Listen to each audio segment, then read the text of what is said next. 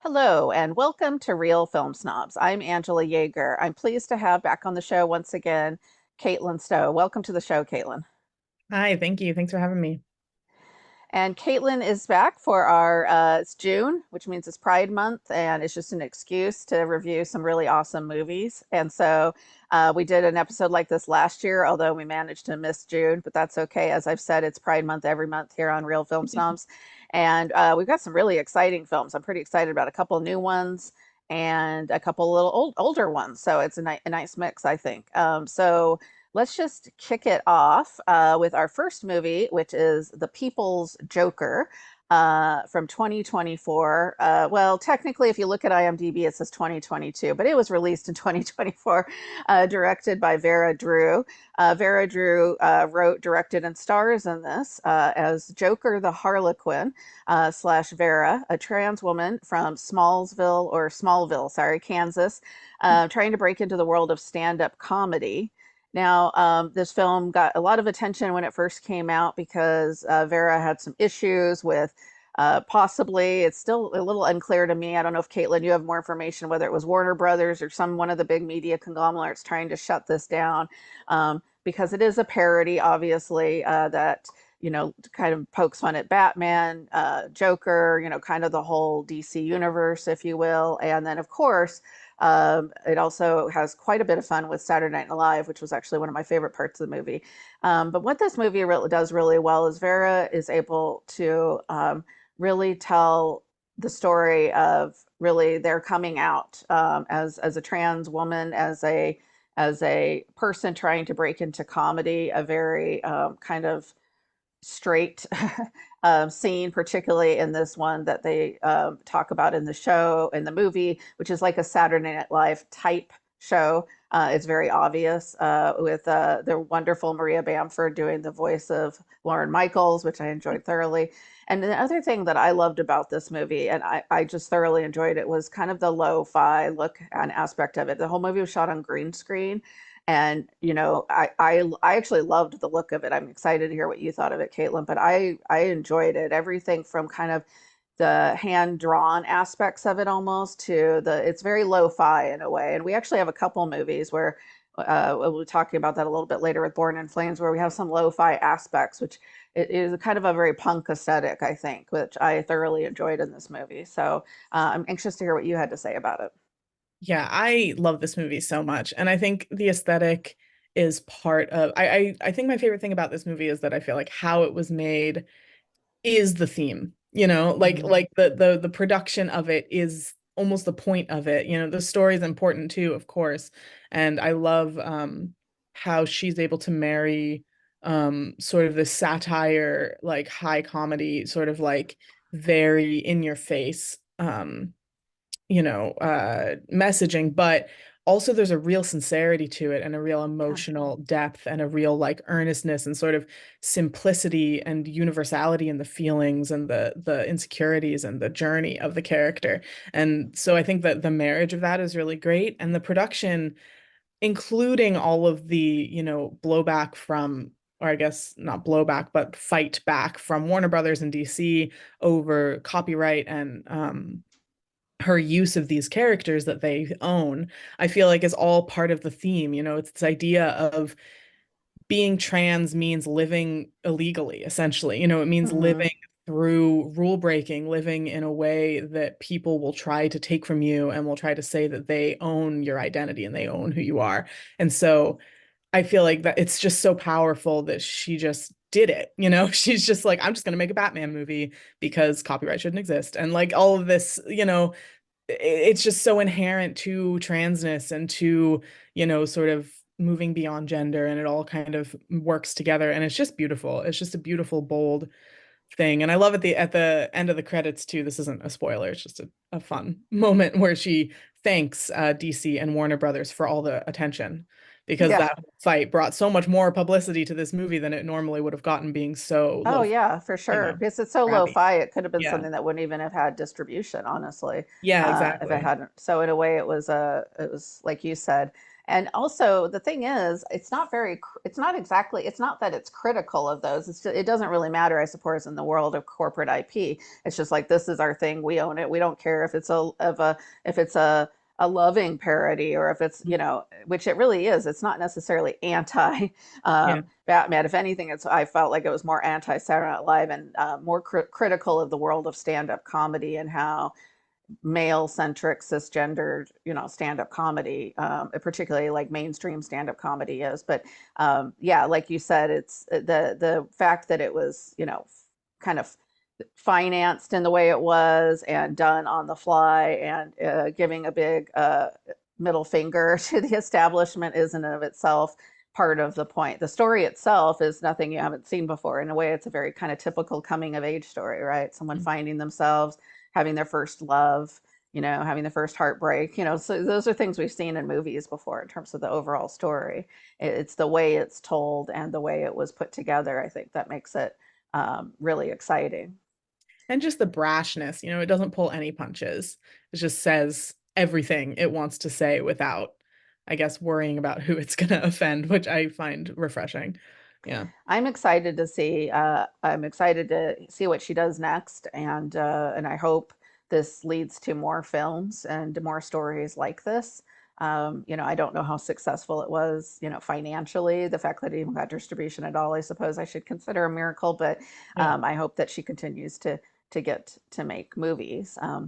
Sort of like our next filmmaker we'll get to talk about. So yeah, I'm giving this one 4 stars. I thoroughly enjoyed it and recommend it. So. Cool. Yeah. I think I gave it 5, 4.5, maybe. I can't remember. But yeah, I loved it. Um, but yeah, the next movie we have is I Saw the TV Glow, also from 2024, with fewer release date complications than People's Joker. This is directed by Jane Schoenbrun. It's their second feature.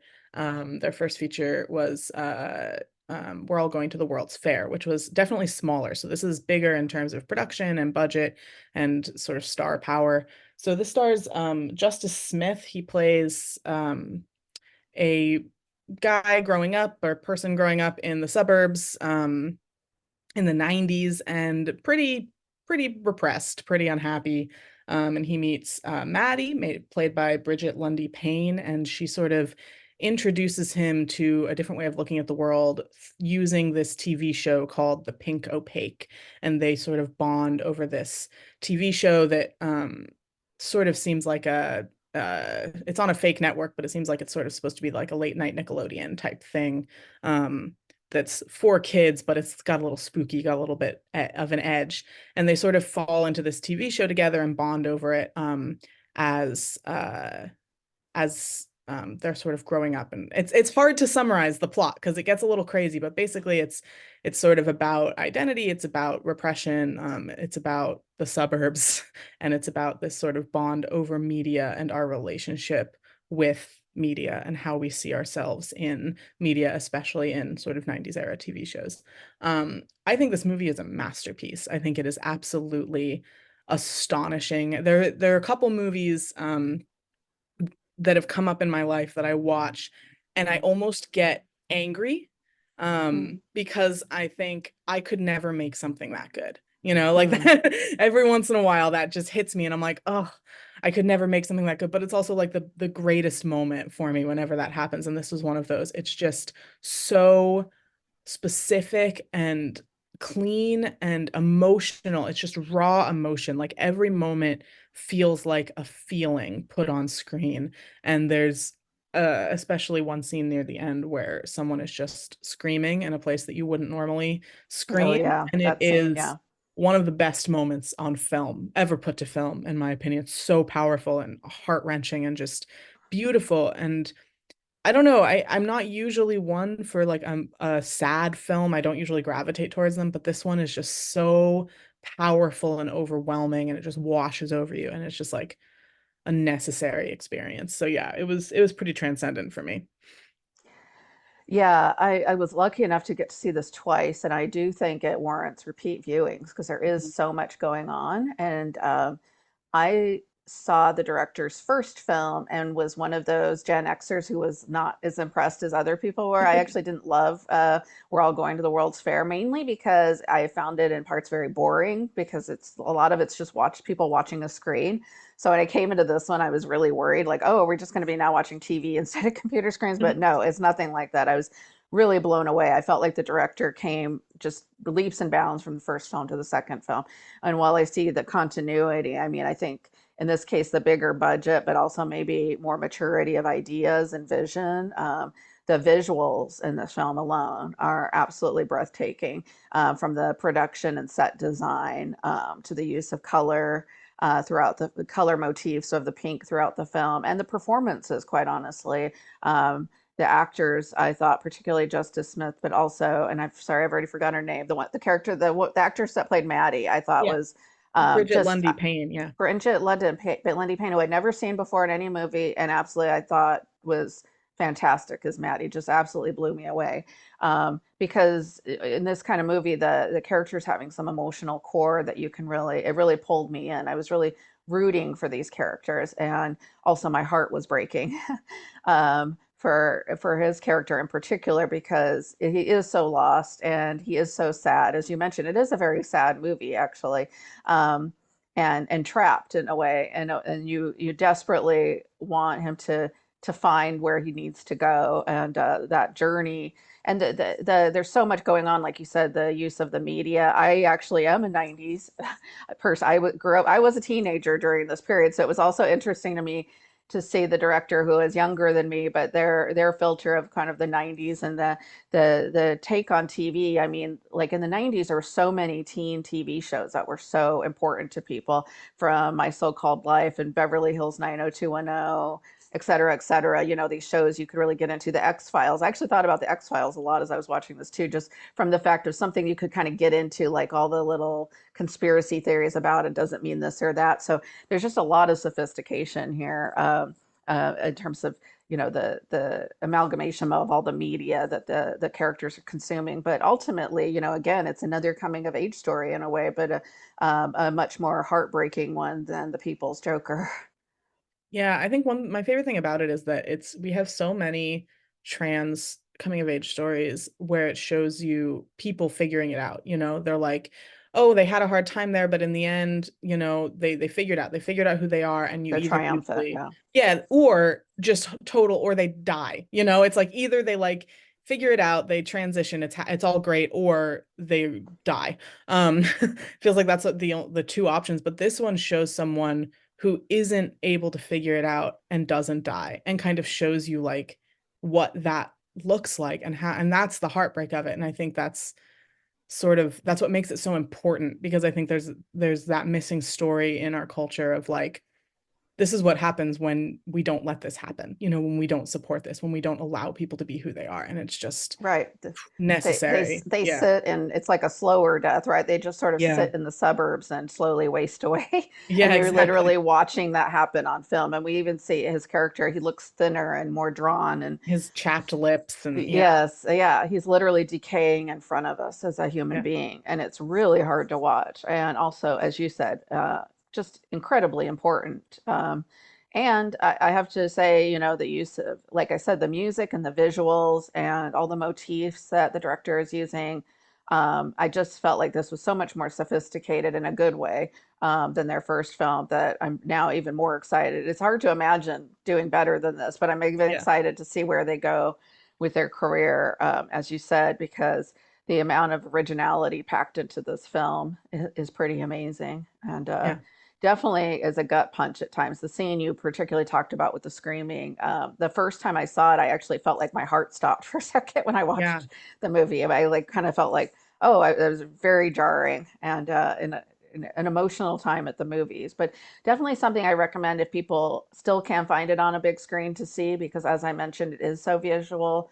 But I hope that there's a lot of kids out there that I think need to see this movie. So however they get to see it, if they live in a town where they don't have an art house in the movie theater and they have to stream it or watch it on their phone, I think it will help a lot of people too. So they don't become that person dying in the suburbs. Yeah. Slow down. So okay, well we'll move on to our next film, which I know you're excited to talk about, and I am too because I just saw it for the first Yeah. time. Oh, for the first time. Exciting. Yeah, this is one of my favorite films of all time. This is Born in Flames from 1983, directed by Lizzie Borden, not that one. And yeah, it just follows, it's sort of set in an alternate timeline, which imagines that 10 years previous, so I guess 1973, a democratic socialist government took over in the US after a revolution. And we're 10 years after that now, and there are women, particularly women of color, who are banding together to kind of critique and demand more from this new government that claims to be, everything we've ever wanted. And on its, underneath all of its plot and aesthetics, it's really talking about how in a lot of political movements, women and particularly women of color get left behind, and their Mm. concerns are sort of put on the back burner as well. First, we need to figure out the big stuff, and then we'll get to your stuff, um, sort of as an afterthought. So that's sort of what the movie's about, but it follows this group of women and sort of their struggles to change the world, and it sort of escalates into more and more intense plans to make a difference. I love this movie. I think it's one of the smartest movies, especially smartest political movies I've ever seen. It just tackles issues that sorry, my cat is scratching at the door. Hey, sorry.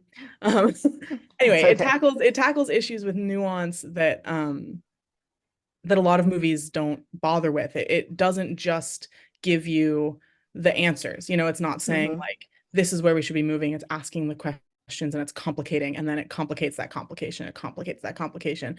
And I think it's brilliant. It's inspiring and it's bold, and it's unfortunately still the things it's talking about are still relevant today.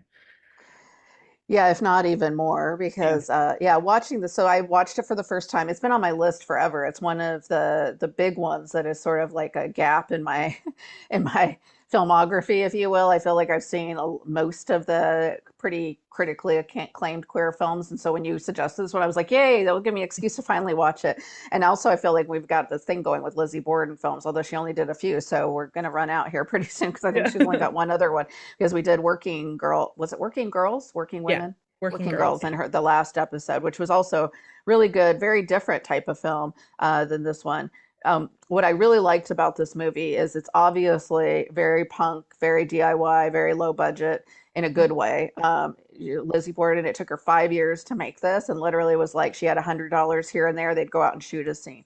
She's working with non-professionals, non-professional actors, which is incredibly hard to do. And I think for the most part, I think it succeeds pretty well. I mean, there's maybe a few scenes where you can tell, but some of the folks, particularly some of the characters, the older black woman lawyer, for instance, apparently she just wrote a lot of her own dialogue, and I think it totally works. And I think one of the brilliant things what Lizzie Borden did here was she knows as a white woman, particularly from the art world, that she couldn't write all these folks' dialogue because who is she to talk for a black queer woman and what her experience is? Or so she Mhm. let a lot of the actors write their own. She can gave them the overall kind of setup, but let them say what would you say in this situation rather than putting words into their mouth, which I think works really well. I think the part that was jarring for me is we start with this premise that there has been, for instance, a revolution in the U.S. with a social democratic government, which just seems so far fetched in 2024 because from where we were when she made this movie, which she started it in the late 70s, right? If anything, the Democrats have become far more right wing. The government is far more right than it was even back then. So it starts with almost a utopian vision. And even in that utopian vision, as you said, women, and particularly women of color, and particularly queer women of color, have been completely left out.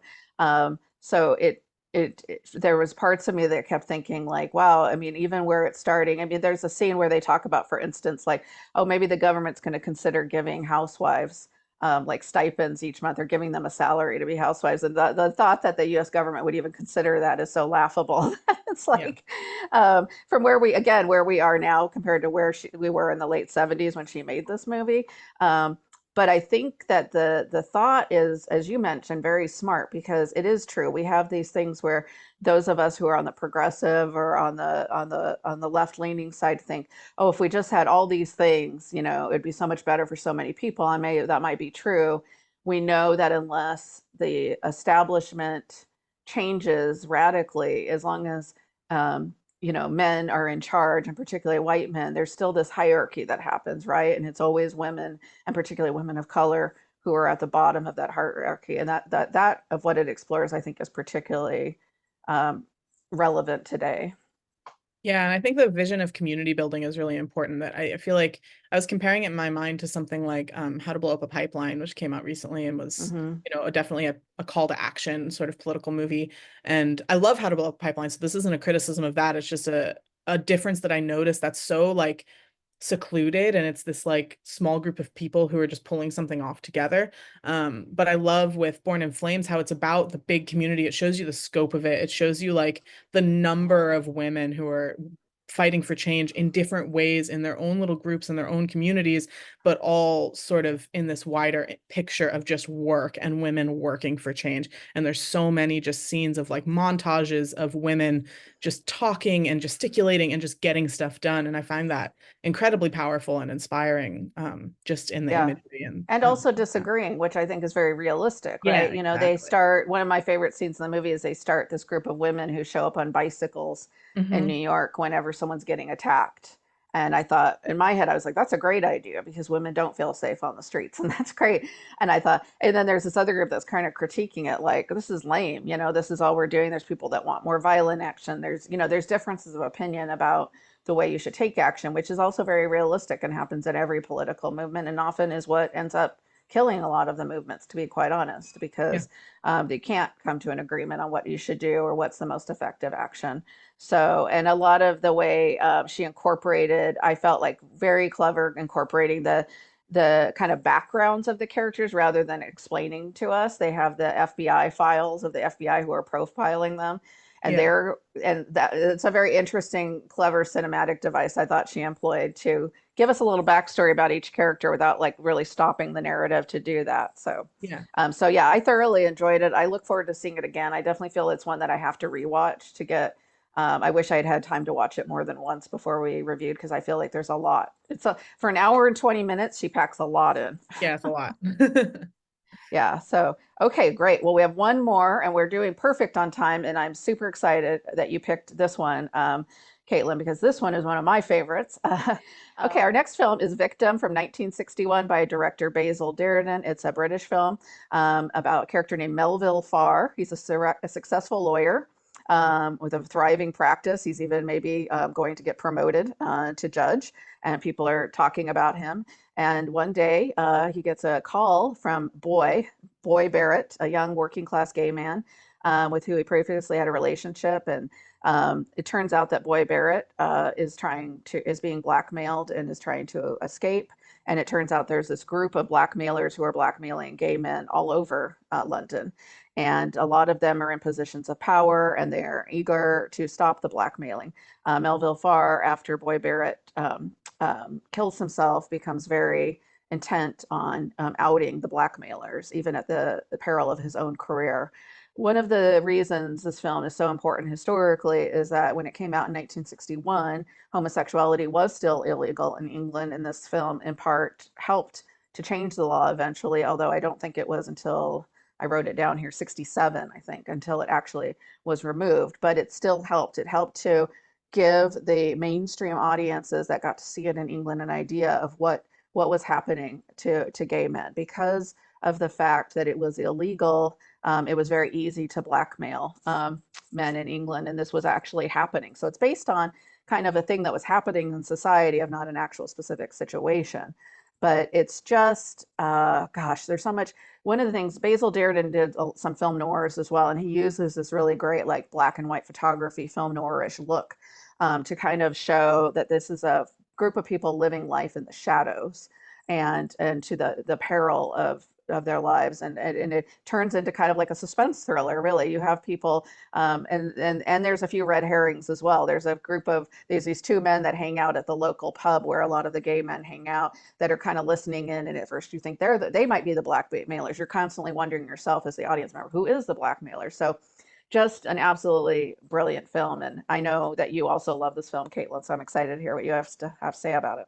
Yeah, this film blew me away when I went in. I mean, I watched it a while ago and then rewatched it to prepare for this. But the first time I watched it, all I had heard was old movie that has some gay stuff. So I didn't know anything about it. I was just like, oh, I Oh love gay well. movies. I'll watch it. And it's just like I couldn't believe that like they sort of hold they reveal the gayness of it pretty slowly through the film. Like they let you Hmm. get to know the character. And I feel like in that sense, you can feel that it's really a film trying to educate and trying to like bring Yeah. people into this world. This is a movie made for straight people who are not quite sure how they feel. But I don't mean that as a negative. Like I think it's a really important film and I think it does its job. You know, it brings you into the characters, it lets you fall in love with them and feel empathy for them, and then it explains their struggle and what they're going through. And I think that's really important. Um, Especially for Dirk Bogart's character. Dirk Bogarde is absolutely astounding. It's a Yeah. performance of a lifetime, just like fantastic. And it has that noir bigness that makes it so satisfying and like just visceral. And I think that's what I love about this movie the most is that apart from it just being a queer movie, which I'm always partial to, it's just so well made. Every piece of it, the cinematography astounding, the writing astounding, the acting astounding, every piece of Yeah. it. The editing, this time around I was watching the editing and I'm just like blew me away. So yeah, it's Yeah. just one of those like masterful films that you can just watch it and be like, oh, cinema, you know? Yes, exactly. But it's also Yes. doing something really important. So it's just like it hits every point so exactly and so like amazingly. Um, and also the tragedy of it. It's so tragic, but it doesn't feel like a slog. Like a lot of sad movies, feel so like you have to like grit your teeth and get through them. But because this has the crime thriller aspect to it, you're able to move through the plot and not feel bogged down by the sadness. But the sadness is still just so real. And every person you meet, you just want them to be okay and you feel for them and Yeah. it's a nice portrait of like sort of gay community at the time and the I don't know, it really feels detailed enough and in a community. Like it's in this space of gay men and they're just normal. They're just doing normal things. They go to the bar and they're your barber and they're your tax guy and they sell you a car, whatever. Like it's so just like And the it's bookstore owner. Yeah, right. it's It's just just a throughout the community of community. men Hmm. and you meet them and you see them just having normal, decently happy lives and they're getting just destroyed by these, blackmailers. And it's just so heartbreaking the way that it's written and performed and it's full of feeling and it's just gorgeous. Yeah.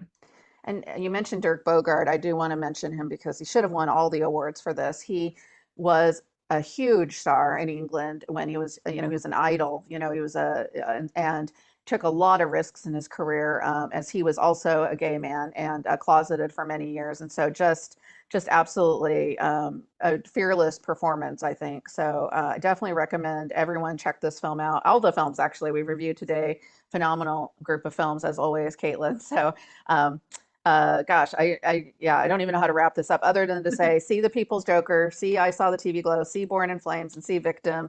Two of them are in theaters. Born in Flames and Victim are easily actually findable on streaming. They're on multiple streaming channels. So please check that out. And thank you again, Caitlin, for coming on the show. I'm excited to have you back. I think next time you're coming back, we're going to talk about teen movies. So a little bit of a switcheroo from what we're doing today. But thank you, everyone, and happy Pride Month. Have a great day and great movies.